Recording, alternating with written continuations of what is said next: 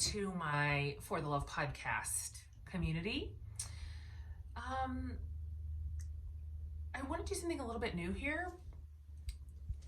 I wanted to do a quick recording for you guys right on the heels of recording an interview. You know, there's always a gap between when I actually record the interview and when it is released, when that episode is released.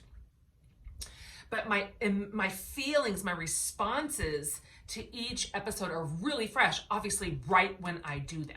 And so I wanted to just give you like the high level of what I heard in an interview, so that you can kind of get a feel for my personal takeaway on each interview, and see if this is one of those episodes that's going to pique your interest, something that you are wanting to hear about, or someplace where your heart is also centered. So first I want to tell you about my interview with Dr. Shefali. So Dr. Shefali wrote a book called A Radical Awakening.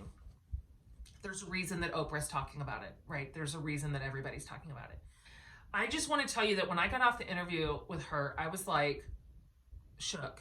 Like I really was. I do both audio and video. We have all our podcasts are over on YouTube. So if you go to my YouTube channel, you can watch us talk, which sometimes is great because like with Dr. Shefali, she was so locked into me, like staring at me so hard through my computer.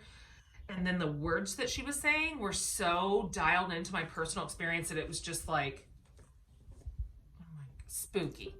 So a main thing that I heard her say in our interview that I'm excited for you to listen to is that in general, we are so committed to our images, right? Of the way that we want things to be, of the way that we think they should be, of the way that we thought they were going to be, of the way that we want other people to think they are, that we end up falling dead asleep in our own lives.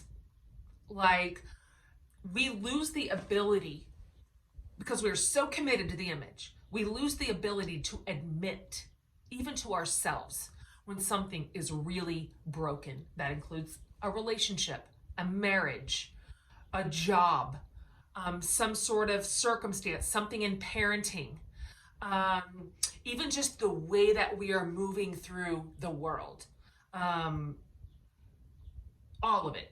And here's what she said that I was like, oh man. She's like, the thing is, we actually know. Like, we know deep down, we know deep in there that it isn't working, whatever that is, that we are lonely, or we are suffering, or we are silenced, or we are pretending. But because we deny our own knowing so powerfully, like with such force, brute force, and we tell ourselves that our minds and our bodies and our instincts are lying to us, that we just carry on the charade, just completely asleep at the wheel, like almost in a coma, right?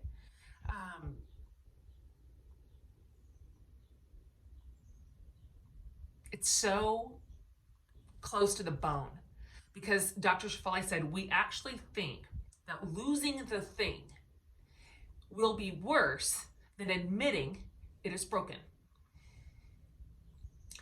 In fact, she said it usually takes trauma, like some sort of rock bottom, to shake us awake, to kind of force us into a place where we're like, this is what's actually true.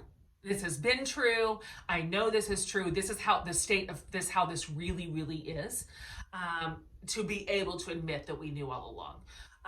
That essentially, and she said this gently, I'm saying it a little bit more harsh than she did, but essentially that we choose ignorance over choosing change, over choosing truth. And even that we contributed in some way to dysfunctional patterns and pretense, which is not to say any of us have ever contributed to our own abuse. That's not how abuse works. But we have contributed to dysfunctional patterns, sometimes simply by silence, simply by pretending something wasn't happening, by pretending something was this when it was really this. That is our personal contribution to something that's broken, right? And she said, frankly, if we can't ever find a place where we can admit that, this is what I put into the equation. This is what I did to keep this in a vicious cycle. Then we're just going to repeat that pattern in the very next place or the very next relationship. That's our work. Like, that's my work to do. That's your work to do. She's like, all there really is from that point on is self-honesty and self-awareness and growth. That is what is mine. That's what belongs to me. That's what I can control. I can't control somebody else's behavior. I can't control what they already did. I can only control what am I going to do with it. What can I learn from the way in which I operated in that broken thing? How can I grow from it? And how can I do better? And she said, that is the moment that we finally develop full agency over our life. I mean, mercy, just mercy. Anyway, this was a really great interview, and I wanted it to go on and on and on. I think you're really going to hear something valuable in here, and I'm glad that you're tuning in. This is one to really like put in the AirPods and pay attention. This is a great one, you guys. So Dr. Shefali, and her new book is called A Radical Awakening, because wouldn't it be something if we didn't require trauma to wake up? What if we chose it, right? What if we chose it in the light of day and just lived in absolute freedom before something disintegrated or imploded? How about that? How about that? This episode will grab us by the hand and show us how that's possible.